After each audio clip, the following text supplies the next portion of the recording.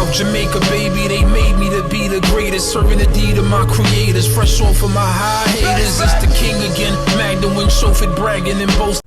YouTube, what up? It's your boy Dollars, and in this video I want to go over this article that I seen on Screen Rant, and it's talking about basically the next Spider-Man villain for the next movie that's coming out that Tom Holland's gonna be in, and it's about Kraven the Hunter. Now we all know Kraven the Hunter is a major Spider-Man villain. He's an iconic Spider-Man villain and was in one of the best Spider-Man stories ever told, but it seems like they're gonna do something different with him. You know, Kraven is a villain that you gotta bring in after like 6 movies of Spider-Man, then you bring him in because it was a big, you know, I think Spider-Man dies in it. There's a lot to it. You know, it's the death of Spider-Man in that comic book. So, you know, I don't know what Marvel's planning on doing. So let's see what this article says. It says Spider-Man villain Kraven reportedly playing a big role in the MCU. New information about the Kraven solo film hints at the classic Spider-Man villain having a huge impact on the Marvel Cinematic Universe. So Kraven is getting a solo movie the same way that Venom and Morbius did. So this might just be the Sony's Marvel or Spider-Man universe they're working on, not the Disney Spider-Man movies. Let's see. New information about Kraven the Hunter solo film hints at the classic Spider... Okay, I read that already. Is a big game hunter who decides that the ultimate challenge in order to prove his skill as a hunter is to find and to defeat Spider-Man. The film was first announced by Sony in 2018, but since there haven't been many updates, Richard Wenk, writer of The Equalizer and a sequel, had reportedly been brought on to write the script and has stated in an interview that Kraven will come face-to-face with Spider-Man. The character first appeared in Spider-Man Amazing 15. Okay, that's just the history. According to the exclusive from the Illuminati, a casting grid has revealed details about revealed details about what Sony is picturing for the Kraven the Hunter solo film. The character is referred to as a maniacal big game hunter, a direct reference to the comic book version, but more importantly, the information specifically states that he is hunting Spider-Man. Other details revealed are that they are looking for someone who is a born type and in their late 30s or 40s. Though Marvel has Spider-Man for 2 more movies according to the new deal, Sony has started mapping out their cinematic universe's future. So I guess Sony, after Tom Holland is done with Disney, after those contracts is up and those 2 movies are filmed, Sony is going to use Tom Holland and make a universe built around the villains they have and put Spider-Man in it.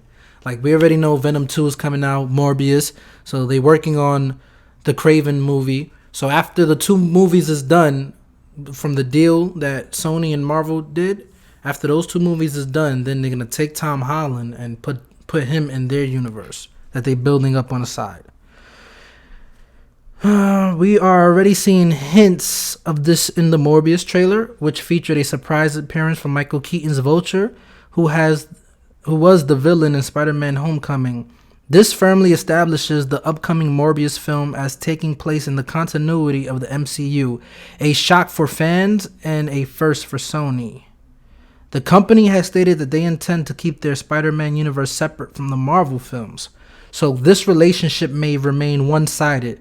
This would allow anything that happens to Spider-Man and Marvel films to affect Sony's films, but not necessarily the other way around. If this character breakdown becomes a reality, Kraven will be directly connected to Spider-Man, who is arguably currently at the center of the MCU. It seems unavoidable that it will influence and shape the surrounding MCU characters, possibly opening up for future appearances in their films. Ryan Coogler stated that he tried to have Kraven appear in Black Panther and was denied, but maybe Sony's becoming more open to the MCU connection to the Spider-Man universe. With all this pointing to the adaptation of Kraven's most well-known storyline, it seems inevitable that we will see Kraven's last hunt on the big screen in some form. Whether it will be in the solo Kraven the Hunter film or in Spider-Man 3, as the director John Watts wants, we will have to wait and see. All right.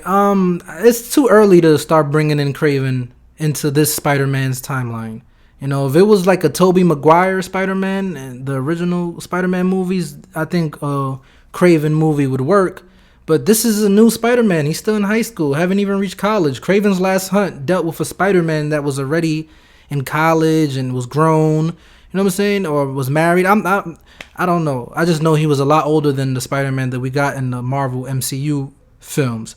You know, and they still have to resolve the issue that happened with the last movie with Mysterio showing his identity to the whole world. So I don't know how they intend to make this work. You know, they need to wait. They shouldn't rush the Last Hunt.